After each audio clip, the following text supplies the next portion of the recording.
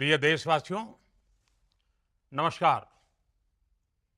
हम सभी ने बीते दिनों में देश का सामर्थ्य और उसका संयम दोनों देखा है। मैं सबसे पहले भारत की पराक्रमी सेनाओं को, सशस्त्र बलों को, हमारी खुफिया एजेंसियों को, हमारे वैज्ञानिकों को, हर भारतवासी की तरफ से सैल्यूट करता हूं। हमारे वीर सैनिकों ने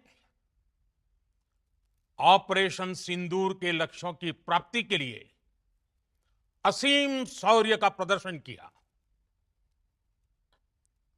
मैं उनकी वीरता को, उनके साहस को, उनके पराक्रम को आज समर्पित करता हूं हमारे देश की हर माता को, देश की हर बहन को और देश की हर बेटी को ये पराक्रम समर्पित करता हूं। साथियों, 22 अप्रैल को पहलगाम में आतंकवादियों ने जो बर्बरता दिखाई थी, उसने देश और दुनिया को झकझोर दिया था। छुट्टियां मना रहे निर्दोष मासूम नागरिकों को धर्म पूछकर उनके परिवार के सामने, उनके बच्चों के सामने बेरहमी से मार डालना, यह आतंक का बहुत बीभत्स चेहरा था, क्रूरता थी। ये देश के सद्भाव को तोड़ने की घिनौनी कोशिश भी थी।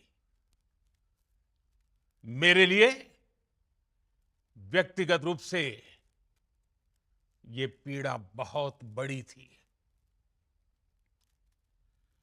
इस आतंकी हमले के बाद सारा राष्ट्र, हर नागरिक, हर समाज, हर वर्ग, हर राजनीतिक दल एक स्वर में आतंक के खिलाफ कड़ी कार्रवाई के लिए उठ खड़ा हुआ।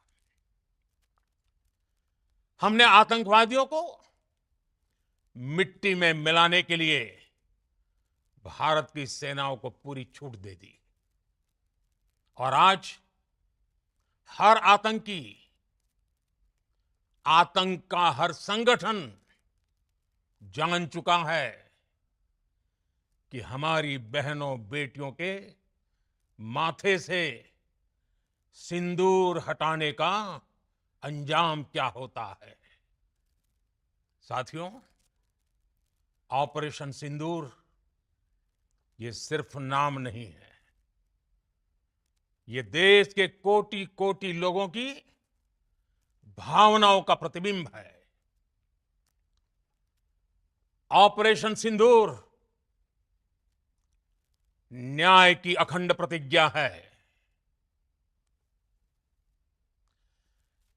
6 मई की देर रात, 7 मई की सुबह पूरी दुनिया ने इस प्रतिज्ञा को परिणाम में बदलते देखा है।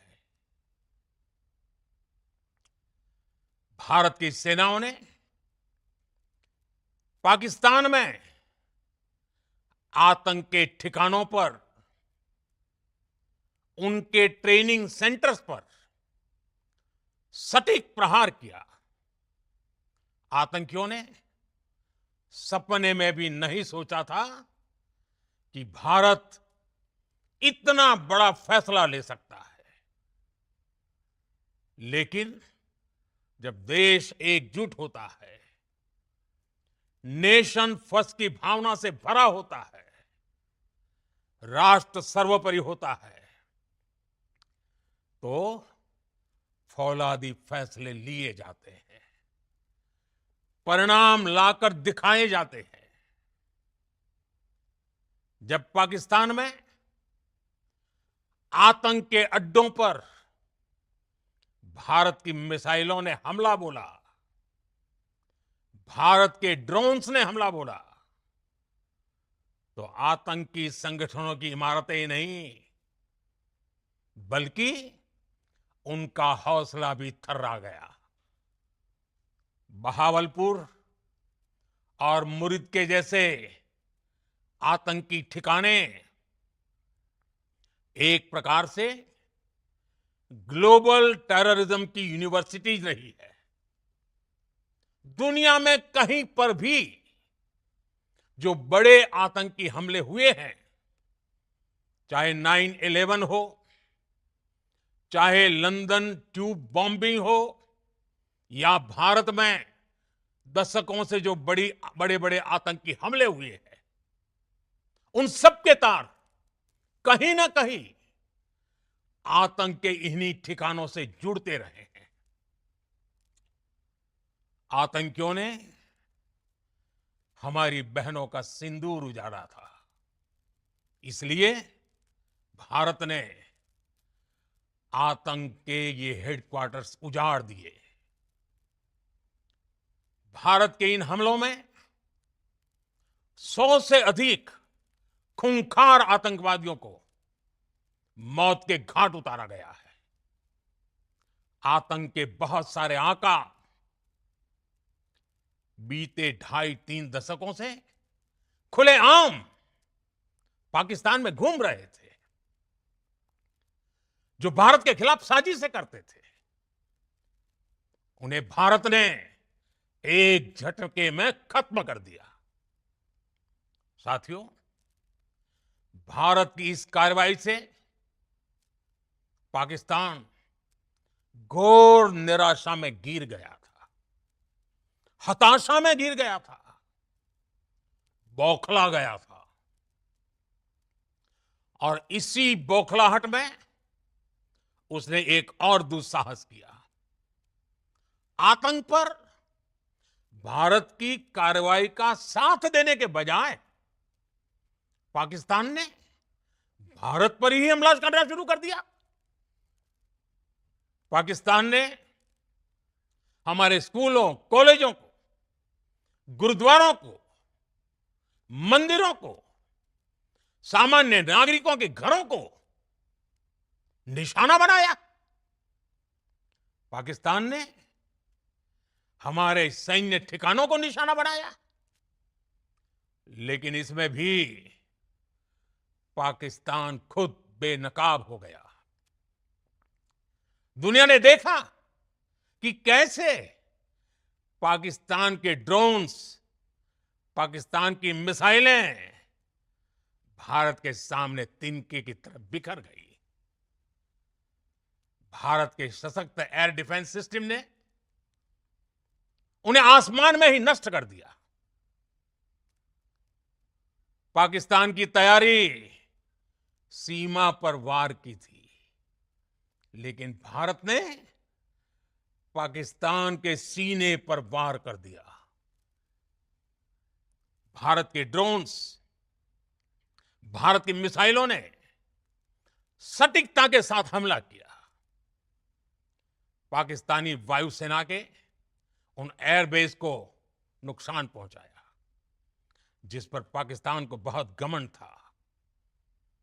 भारत ने पहले 3 दिनों में ही पाकिस्तान को इतना तबाह कर दिया जिसका उसे अंदाजा भी नहीं था। इसलिए भारत की आक्रामक कार्रवाई के बाद पाकिस्तान बचने के रास्ते खोजने लगा। पाकिस्तान दुनिया भर में तनाव कम करने के लिए गुहार लगा रहा था। और बुरी तरह पीटने के बाद इसी मजबूरी में 10 मई की दोपहर को पाकिस्तानी सेना ने हमारे डीजीएमओ को संपर्क किया। तब तक हम आतंकवाद के इंफ्रास्ट्रक्चर को बड़े पैमाने पर तबाह कर चुके थे। आतंकियों को मौत के घाट उतार दिया गया था। पाकिस्तान के सीने में बसाए गए आतंक के अड्डों को हमने खंडहर बना दिया था। इसलिए जब पाकिस्तान की तरफ से गुहार लगाई गई, पाकिस्तान की तरफ से जब ये कहा गया कि उसकी ओर से आगे कोई आतंकी गतिविधि और सैन्य दुस्साहस नहीं दिखाया जाएगा, तो भारत ने भी उस पर विचार किया। और मैं फिर दोहरा रहा हूं, हमने पाकिस्तान के आतंकी और सैन्य ठिकानों पर अपनी जवाबी कार्रवाई को अभी सिर्फ स्थगित किया है। आने वाले दिनों में हम पाकिस्तान के हर कदम को इस कसौटी पर मापेंगे कि वो क्या रवैया अपनाता है। साथियों, भारत की तीनों सेनाएं, हमारी एयरफोर्स, हमारी आर्मी और हमारी नेवी, हमारी border security force BSF, Bharat के अर्धसैनिक बल लगातार अलर्ट पर है। सर्जिकल स्ट्राइक और एयर स्ट्राइक के बाद अब ऑपरेशन सिंदूर आतंक के खिलाफ भारत की नीति है। ऑपरेशन सिंदूर ने आतंक के खिलाफ लड़ाई में एक नई लकीर खींच दी है, एक नया पैमाना, न्यू नॉर्मल तय कर दिया है। पहला, भारत पर आतंकी हमला हुआ तो मुंह तोड़ जवाब दिया जाएगा। हम अपने तरीके से, अपनी शर्तों पर जवाब देकर रहेंगे। हर उस जगह जाकर कठोर कार्रवाई करेंगे जहां से आतंक की जड़ें निकलती हैं। दूसरा,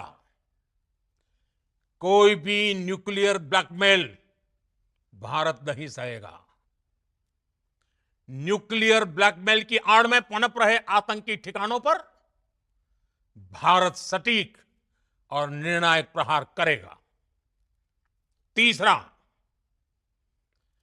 हम आतंक की सरपरस्त सरकार और आतंक के आकाओं को अलग अलग नहीं देखेंगे।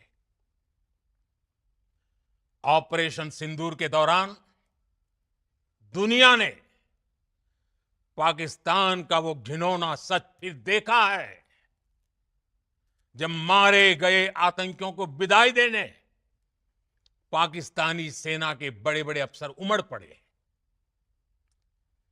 स्टेट स्पॉन्सर्ड टेररिज्म का यह बहुत बड़ा सबूत है। हम भारत और अपने नागरिकों को किसी भी खतरे से बचाने के लिए लगातार निर्णायक कदम उठाते रहेंगे। साथियों, युद्ध के मैदान पर हमने हर बार पाकिस्तान को धूल चटाई है और इस बार ऑपरेशन सिंदूर ने नया आयाम जोड़ा है।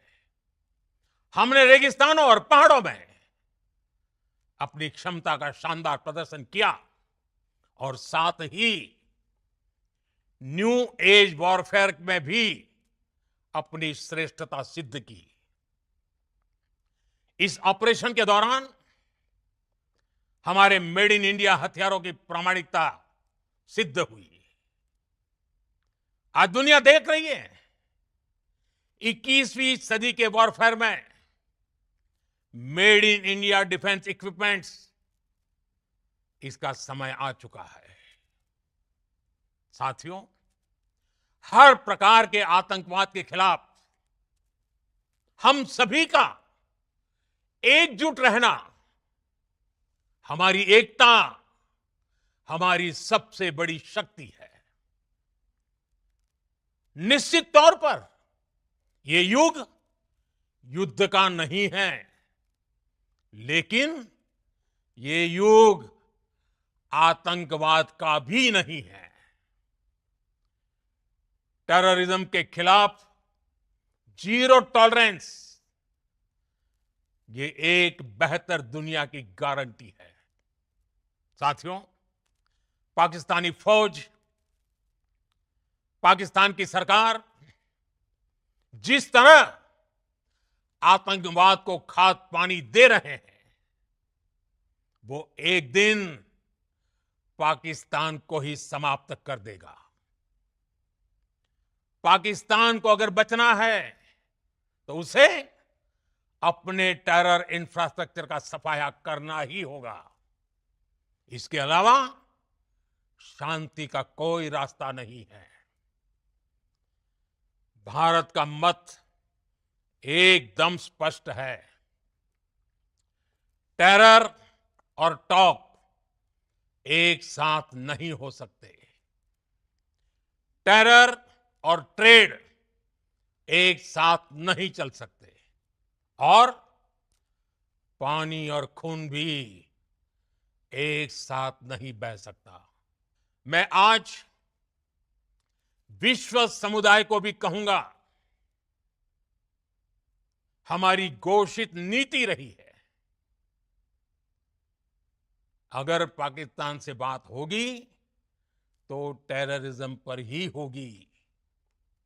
अगर पाकिस्तान से बात होगी तो पाक ऑक्युपाइड कश्मीर, पीओके, उस पर ही होगी।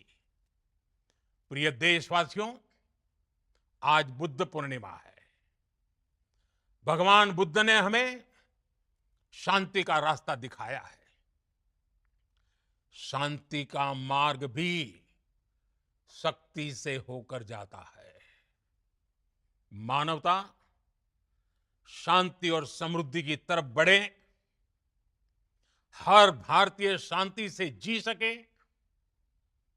विकसित भारत के सपने को पूरा कर सके, इसके लिए भारत का शक्तिशाली होना बहुत जरूरी है।